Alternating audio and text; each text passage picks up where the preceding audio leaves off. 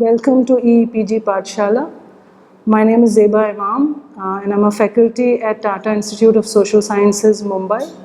We will be talking about Dalit feminism as part of the anti-oppressive feminist theories, and this module is part of the course on gender and social work. The learning outcome for this module is sort of four basic points that you should be able to understand and talk about at the end of this module. What is Dalit feminism? The history of the emergence of Dalit feminism, the debates within the Dalit feminism disciplinary space, and finally the contribution of Dalit feminism to the feminist theory in general in terms of challenging it and contributing in its forms of concepts and theories. As I said, the purpose of this module is to introduce students to the Dalit feminist perspective and theory. The module will include an account of the historical trajectory that led to the emergence of Dalit feminism as a theory as well as praxis. The perspective developed as a response to the failings of both the mainstream women's movement and the Dalit movement in addressing concerns of Dalit women that emerge out of their specific location where caste and gender intersect. The module consists of two sections. The first section explains the theory and trace the trajectory of emergence of Dalit feminist perspective. And the second section will give account of the debates within the disciplinary space that Dalit feminism occupies currently. So this module is primarily consisting of two sections. Section 1 talks about perspective and historical developments, and Section 2 talks about the theoretical debates. Starting with Section 1, Dalit feminism, as we said, is a theoretical perspective that centers Dalit women's experiences as a vantage point to understand patriarchy and caste as intersecting social structures. Dalit feminism as a perspective has emerged out of the critiques of the mainstream women's movement in India, highlighting its inability to account for the intersection of caste and gender, and the critique of the mainstream women's movement is based on two related points.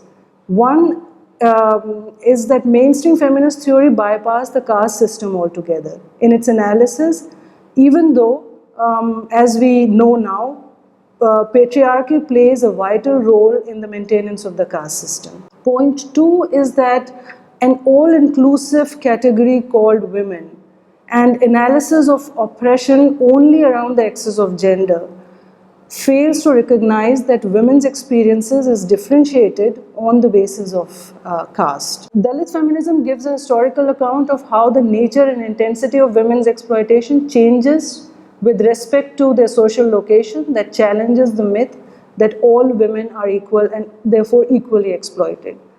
The need for Dalit feminism as a distinct perspective is articulated as a way of addressing the epistemological limitations of those operating from a privileged location. What it is arguing is that even with the best intentions, the knowledge produced from locations of power supports exploitative process at the level of thought and practice, and that certain locations are more likely to produce emancipatory knowledge because the way those locations allow women to see and experience and therefore explain oppression. However, Dalit feminism is not understood as an exclusionary or closed category that does not allow women who are not Dalits to enrich or participate in it. The perspective is based on a historical account of how the nature and intensity of women's exploitation varies with respect to their social location. Dalit feminism asserts that since Dalit women are the most exploited, their experiences hold critical significance in understanding oppression.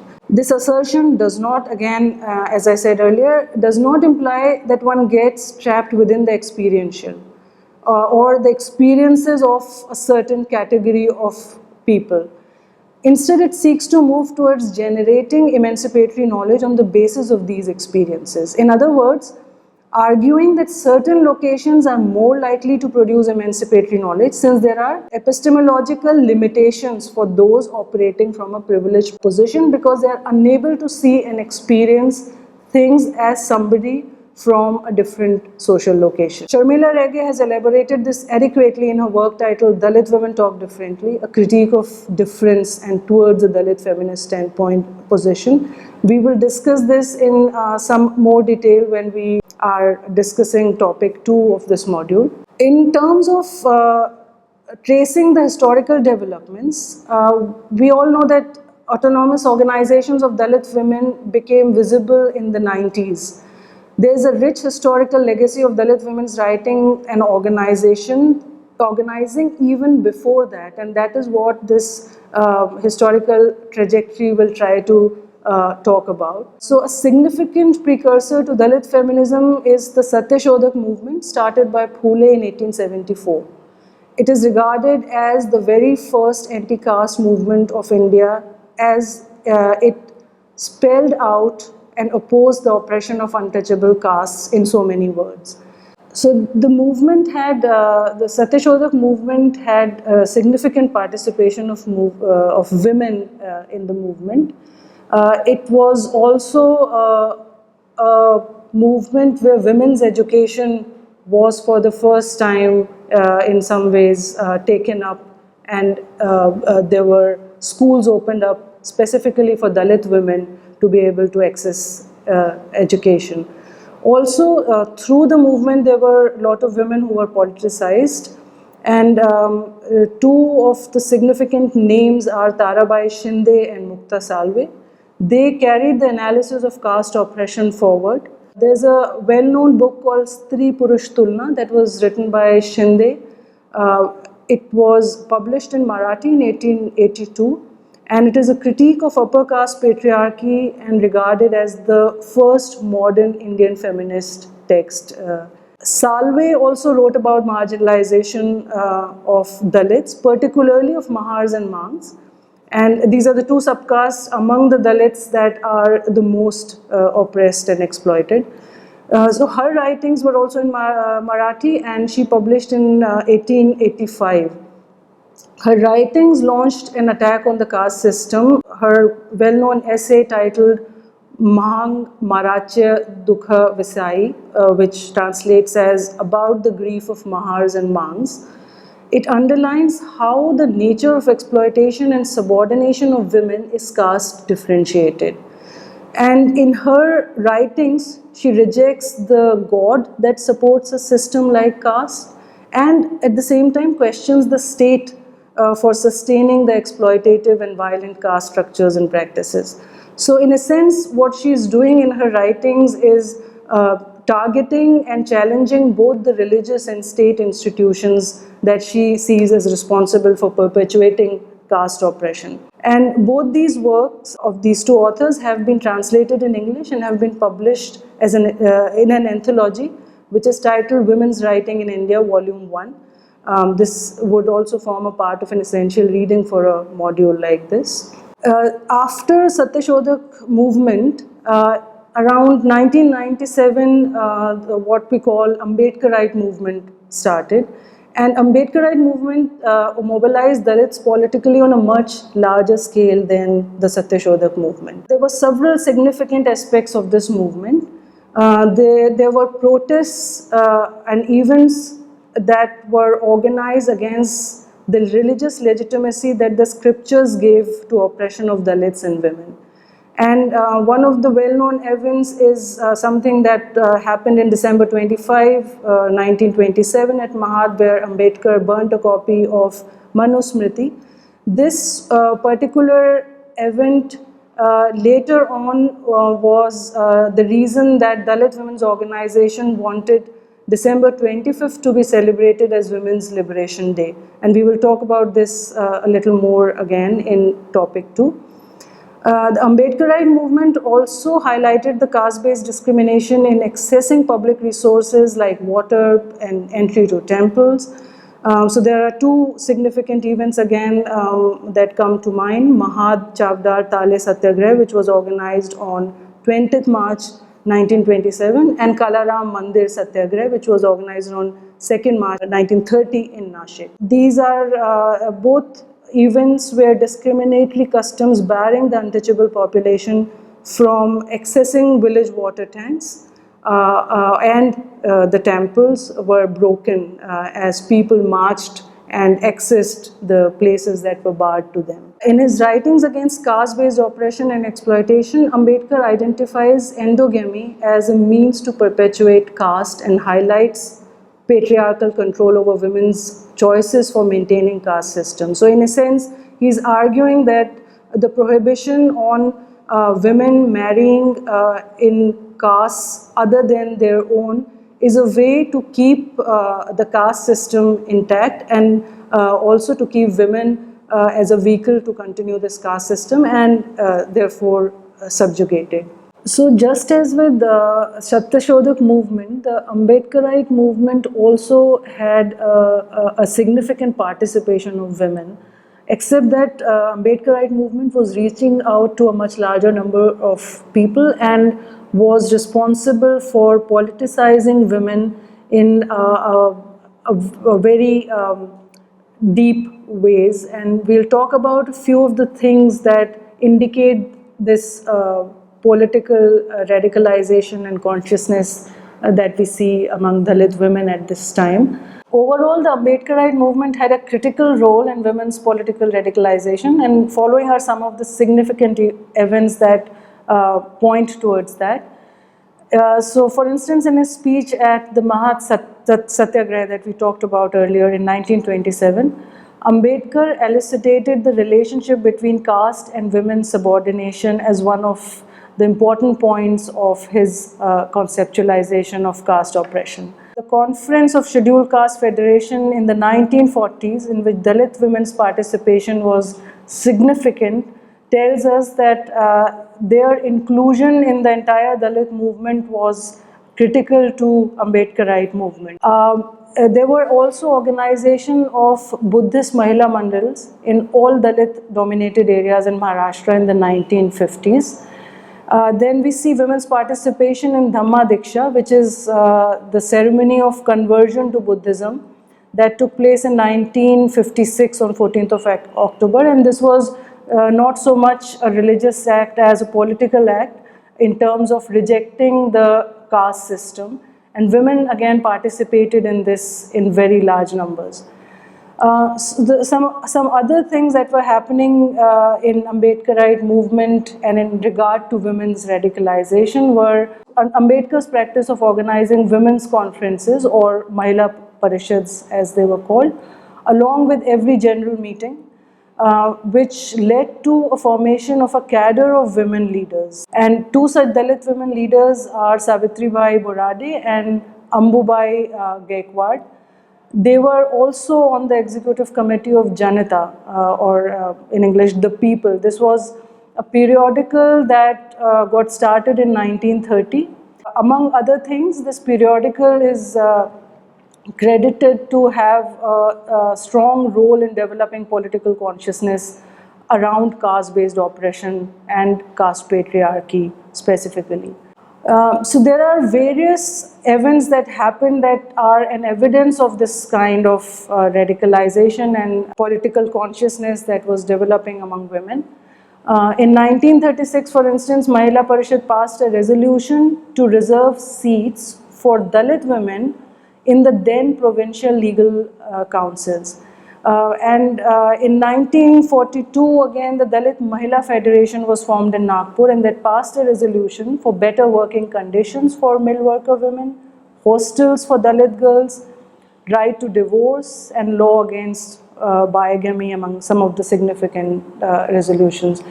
Then in 1945, there was an All India Untouchable Women's Conference that was hosted by the Federation at Nagpur. And in that, again, the need for separate organization by untouchable women was emphasized. And this underscores or highlights that mainstream Dalit organizations were not addressing Dalit women's issues. Whether these demands or resolutions were successful or not is a separate issue. Some of them were, some were not. but they all evidence that women were getting politically conscious and were seeing the importance of organizing and coming together, separate from Dalit organizations in general. So in the post-Ambedkarite phase also, women's participation was immense in struggles. Struggles like that of land rights, which were led by Dada Saheb Gaekwar, and also the Namantar agitation, which is well known in Maharashtra, which was initiated all over Maharashtra for naming the Marathwada University as Dr. Baba Saheb Ambedkar Marathwada University, and this demand was fulfilled in 1994. Then women were also very active in what is known as Gayan parties, or groups that sang songs on Ambedkar and his anti-caste teachings. And that also played a pretty significant role in the anti-caste movement.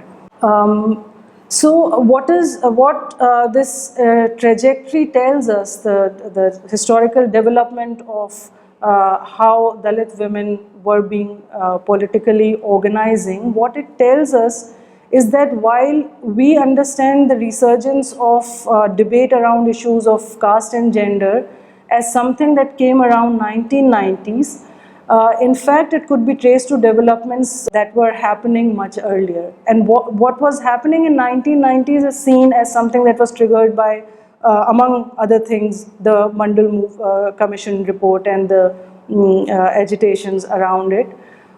This can be read in, it's an essay written by Tharu and Niranjana. It is part of the essential readings.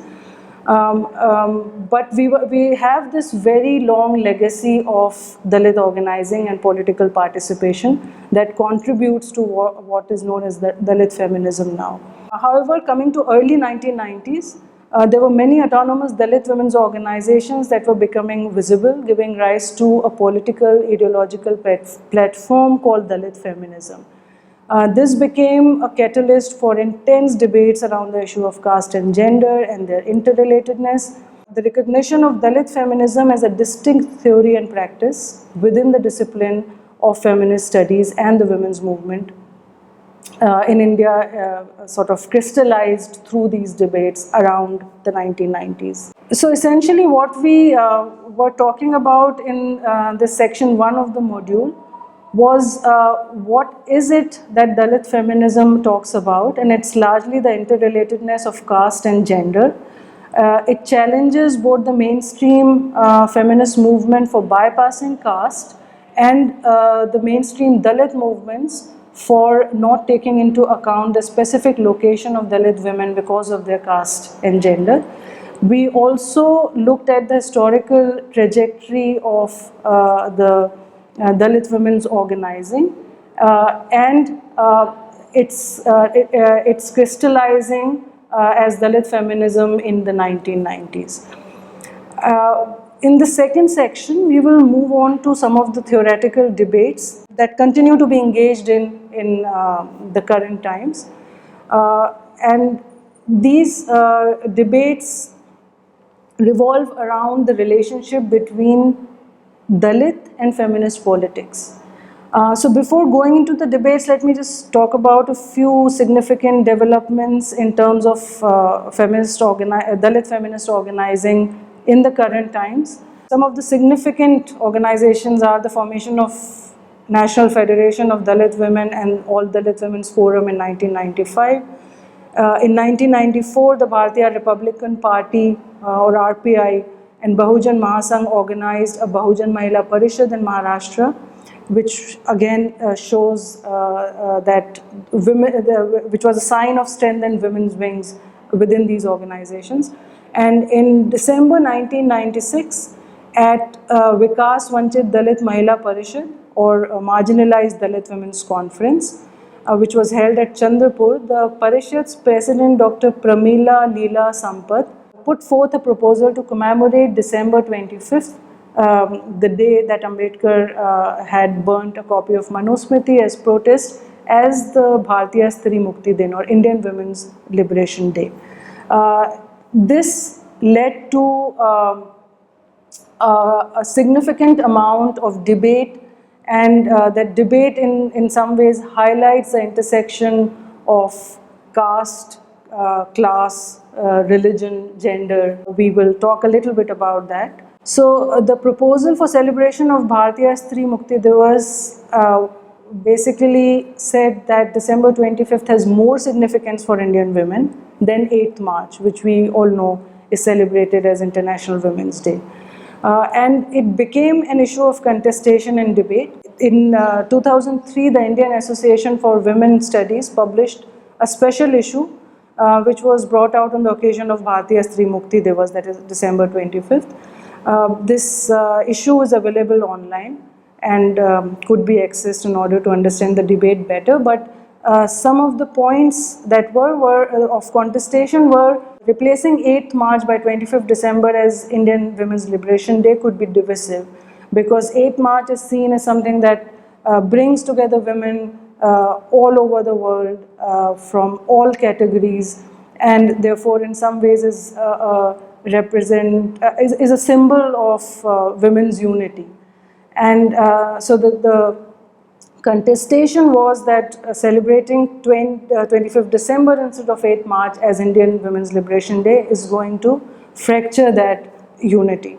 However, those who were endorsing the proposal, they stressed that the declaration of 25th December as Indian Women's Liberation Day is far more meaningful and is a political statement because of the significance it holds for Dalit women. But at the same time, within the Dalit women's organizations, there was contestation. So, for instance, groups representing Dalit Christian women pointed out that the proposal did not take into account the interest of religious minorities. In this instance, that of the Christian community, for whom December 25th holds a religious significance and is celebrated as a Christmas day. So, as I said, this just as women were, the category women was challenged for representing all women, the category Dalit women in the same way is being challenged in these debates as representing all Dalit women. And therefore these debates continue and keep on adding to our understanding of how issues of caste, gender and religion intersect. So another issue, or rather a writing that triggered debate, which again we continue to engage in around the theory and perspective of Dalit feminism, is Gopal Guru's essay titled Dalit Women Talk Differently. We talked about Sharmila Rege's essay, which was in fact a response to this essay, and we'll just talk about it in a bit. But Gopal Guru's essay was published in 1998, and it talked about the relationship between Dalit politics and feminist politics. The essay essentially argues that Dalit feminism is a response on one hand to the non-Dalit feminist groups that homogenize the issue of Dalit women under the category women, and on the other to patriarchal domination within Dalit groups. In regard to the later point, that is patriarchal domination within Dalit groups, that Guru argues the importance and significance of Dalit women organizing separately.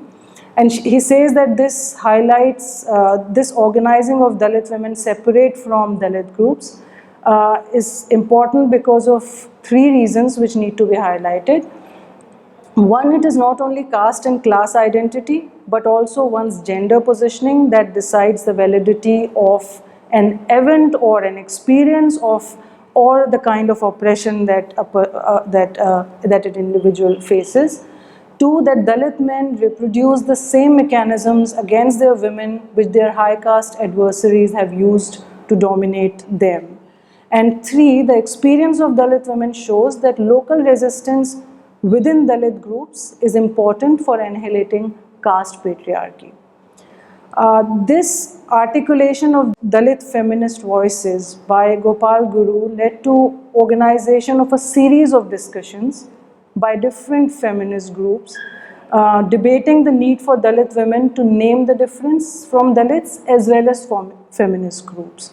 So what the debates are engaging in the sort of ways and means as well as complications inherent in Dalit women organizing separately, both from Dalit groups as well as from feminist groups.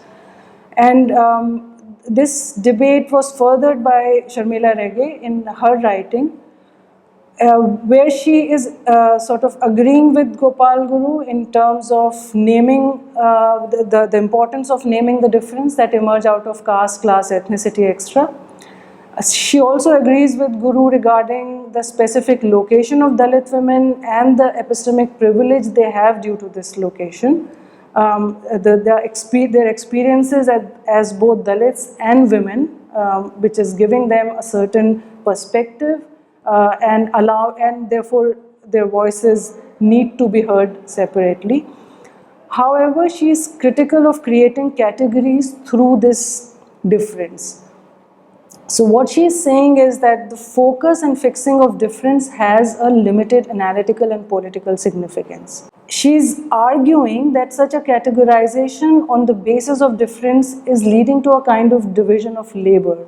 So, for instance, black feminists organize separately because the white feminist groups in the West were not taking into account the experiences of black women because of their race and gender, and therefore the need for them to organize separately. However, what also happened was this kind of division of labor that she is referring to, in which she's saying historical tasks are being assigned to different groups. So for instance, confronting racism becomes the sole responsibility of black women.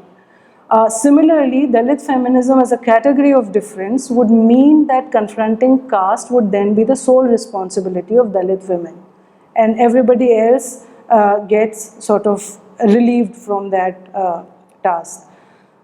So she is formulating something that she calls Dalit feminist standpoint.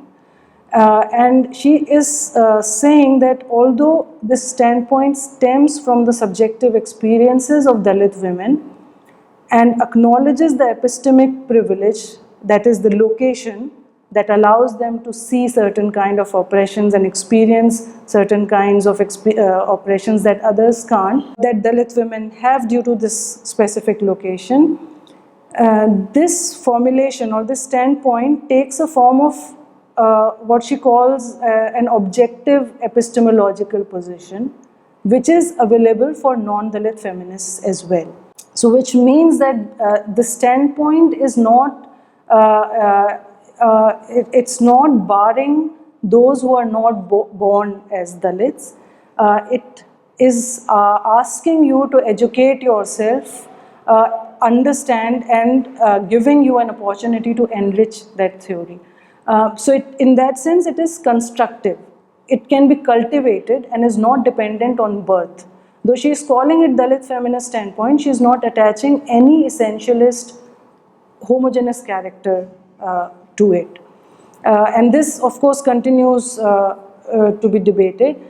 In her conclusionary paragraph of her essay, which she writes as response to Gopal Guru's essay, she emphasizes, and I quote her, "The Dalit feminist standpoint may originate in the works of Dalit feminist intellectuals, but it cannot flourish if isolated from the experiences and ideas of other groups who must educate themselves about the histories, the preferred social relations, and utopias and the struggles of the marginalized." This debate, of course, Gopal Guru and Sharmila Rege have contributed immensely and are always forms a part of sort of essential readings to understand Dalit feminism. But there are other significant responses from feminist scholars and activists who engaged with Guru's essays, and these include those by Kiran Moge and Vidyut Bhagwat. So Moge is critical of any kind of autonomous assertion, be it the emergence of autonomous organizations separate from left-based women's organizations or that of Dalit women's.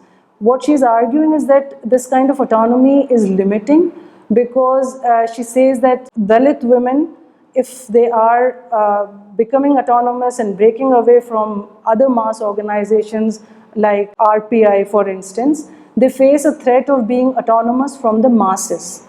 So a fear of a narrow identitarian politics that sort of isolates them. But Vidyut Bhagwat sort of counters that and suggests that autonomous assertion from the marginalized, the kind we see from Dalit women's organizations, cannot be termed as identitarian, as that would amount to overlooking the history of struggle by groups to name themselves and their politics. And these debates, of course, continue to be engaged in and continue to enrich Dalit feminism as a platform. So as evident from these debates, the Dalit feminist perspective is an attempt to produce knowledge and practices that match the concerns and realities emerging out of their caste and gender location. And the attempt is to develop a conceptual standpoint that supports liberatory politics. So taking together both the sections, what this module has tried to talk about is that Dalit feminist perspective has emerged as a distinctive perspective in the 1990s.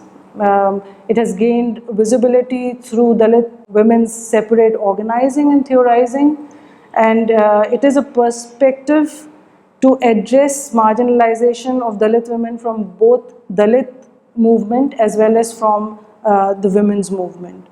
And although it was in 1990s that we see Dalit feminism gaining visibility, but there is a much longer history of Dalit women organizing and participating, which needs to be understood in order to understand the current Dalit feminist theory. And we also try to talk a little bit about the contemporary debates in scholarly and activist spaces that flesh out this perspective. They spell out the relationship between social location and knowledge production. They are talking about how these locations that Dalit women occupy give them a vantage point, which, or as Sharmila Rege calls it, an epistemic privilege that allows them to see things and experience and therefore theorize in ways that others who have not experienced that cannot. However, she is also not saying that if you are not born a Dalit, you cannot enrich or participate in Dalit feminist theorizing. So that essentially is what the module is saying. And so, in order to read more about this and understand both the historical trajectory and the debates a little more, here some of the readings that you can refer to, the debates that IAWS Special Edition contains. There is an essay by Chakravarti called Conceptualizing Brahmanical Patriarchy in Early India, Gender, Caste, Class and State, published in EPW. Of course, Guru's essay and Sharmila Rege's essay. You can also read Moon and Pawar's We Also Made History, Women in the Ambedkarite Movement. This is again work in Marathi which has been translated by Vandana Sonalkar. And you can also read Tharu and Niranjana's essay that I referred to earlier called Problems for a Contemporary Theory of Gender. So that is it. Thank you, and hope this helps you take interest in Dalit feminist theories and read more to educate yourself. Thank you.